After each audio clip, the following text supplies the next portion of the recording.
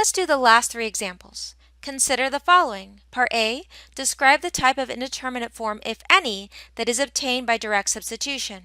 Part B, evaluate the limit using L'Hopital's rule if necessary.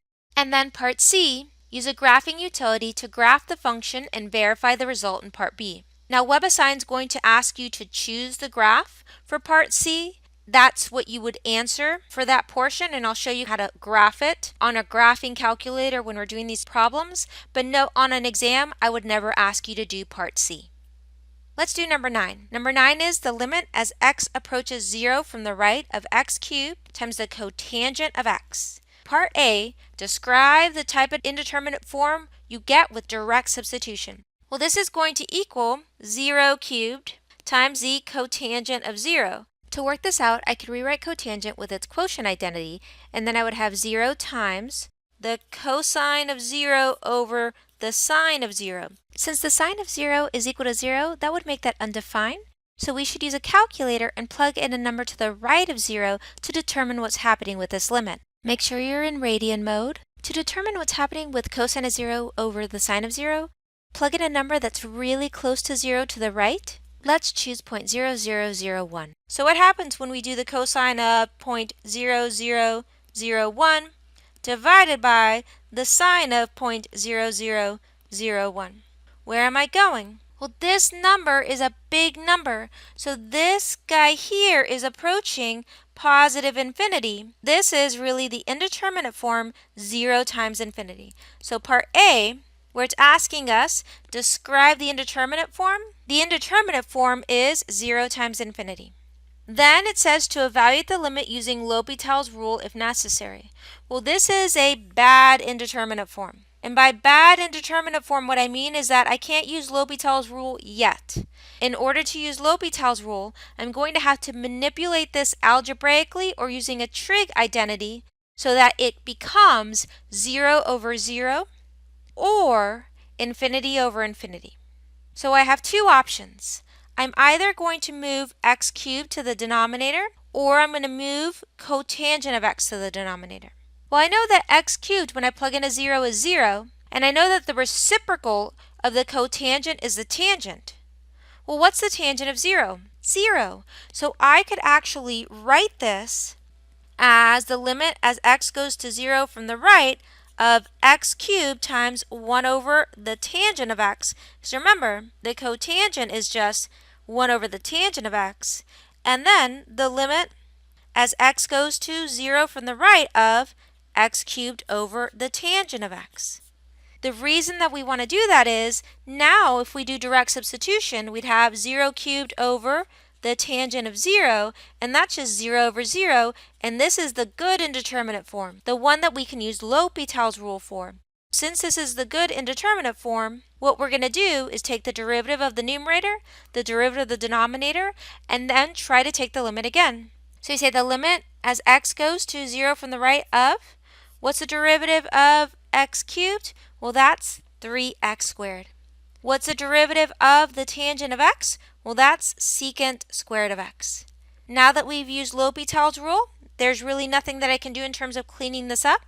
So our next step is to do direct substitution again. This would be 3 times 0 squared over, and we're going to write this as the secant of 0 quantity squared. Well, 3 times 0 squared we know is 0. The secant of 0 is 1.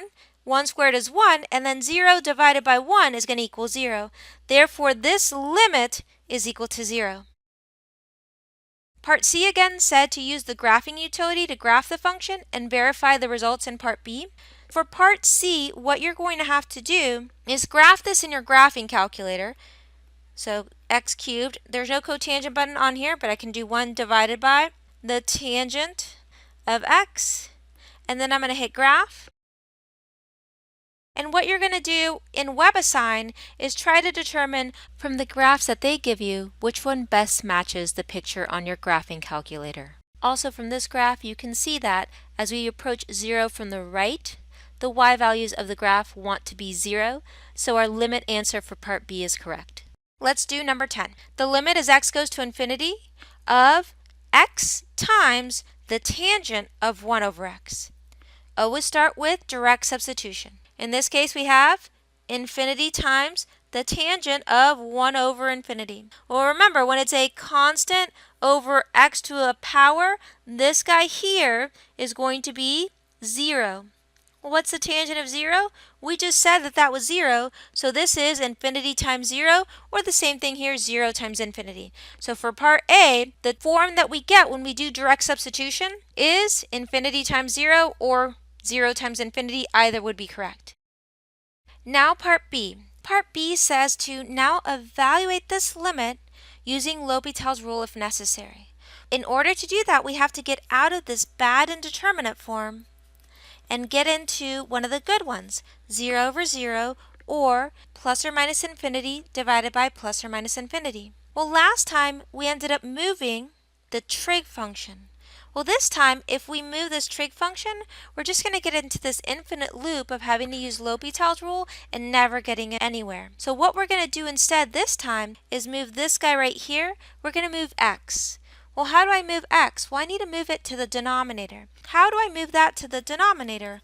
Well, remember, if you have a negative exponent and you move it to the denominator, it becomes positive. Well, here, since I have a positive exponent in my numerator, what I'm going to do is move it to the denominator by making it a negative exponent. Now I have the tangent of 1 over x to the negative first. But before I determine what that is in terms of direct substitution, do you agree that x to the negative first is equivalent to 1 over x? Yeah, because again, in order to make that not a negative exponent, I can just move it into a denominator. So now I have a fraction over a fraction. Why is that helpful? Because if we think about it, this guy here was still 0, but this guy now is 0. So I have 0 over 0, which is the good indeterminate form. And I can use L'Hopital's rule now to evaluate this. Let's take the derivative of the numerator. Well, what's the derivative of the tangent of 1 over x? Well, it would be the secant squared of 1 over x times the derivative of 1 over x. Remember, 1 over x is the same as x to the negative first. If we're thinking about it that way, the derivative of an x to the negative first would be negative x to the negative second. Now, what's the derivative of the denominator 1 over x? Well, that's the same thing again as an x to the negative first. That's a negative x to the negative second. Now I can cancel out that negative x to the negative second in both numerator and denominator.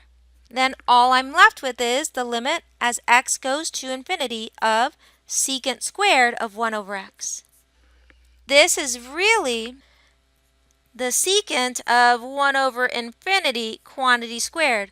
Remember, that's going to be 0, so that's the secant of 0 squared. What's the secant of 0? 1, and 1 squared is 1.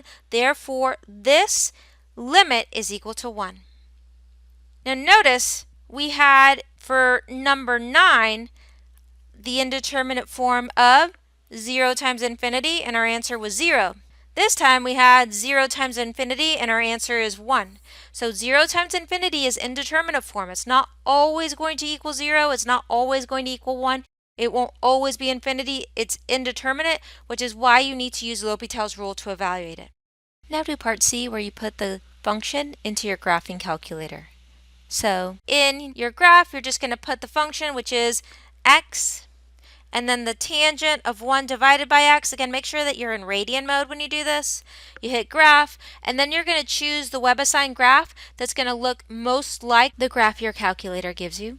And you can also tell that right here looks definitely like that I'm headed towards 1 as x approaches infinity. All right, let's look at our last one. The limit as x goes to infinity of 1 plus x to the 1 divided by x. Start with direct substitution. Well, that's going to equal 1 plus infinity over 1 to the infinity, which is infinity to the 0. So for part A, the indeterminate form that we get is infinity to the 0. And this is, again, one of those bad indeterminate forms. I need this indeterminate form to be 0 over 0, or I need it to be infinity over infinity. Well, notice that this is exponential. Whenever you get an indeterminate form that is exponential, the way that you handle it is that first you let y equal the limit. First, I'm going to set y equal to the limit as x goes to infinity of 1 plus x to the 1 over x. After I let y equal the limit, then I'm going to take the natural log of both sides. I'm going to take the natural log of the left, and then I'm going to take the natural log of the right. So the natural log of the limit as x goes to infinity of 1 plus x raised to the 1 over x.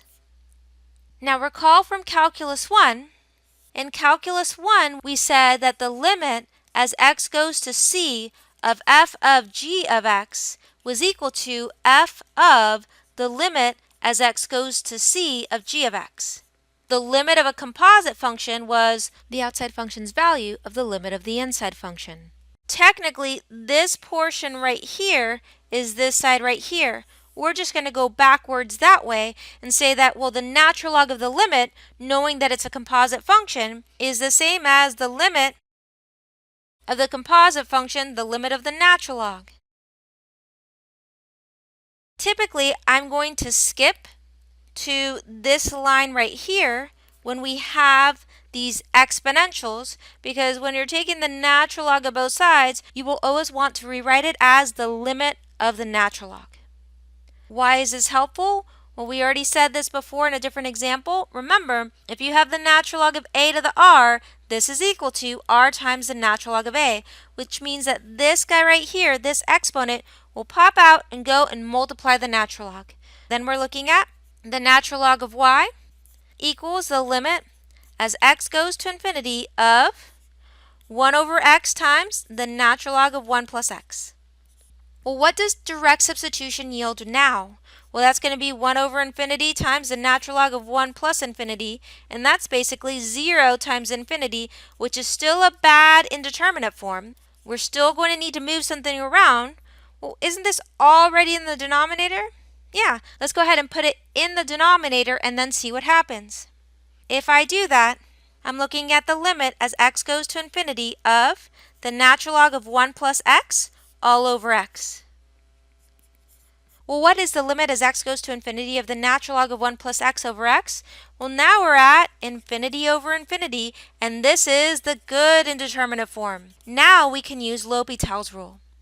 Again, L'Hopital's rule says that what you need to do is take the derivative of the numerator. Well, the derivative of the natural log of 1 plus x is going to be the derivative of 1 plus x, which is 1 over itself 1 plus x. And then take the derivative of the denominator. Well, the derivative of x is 1.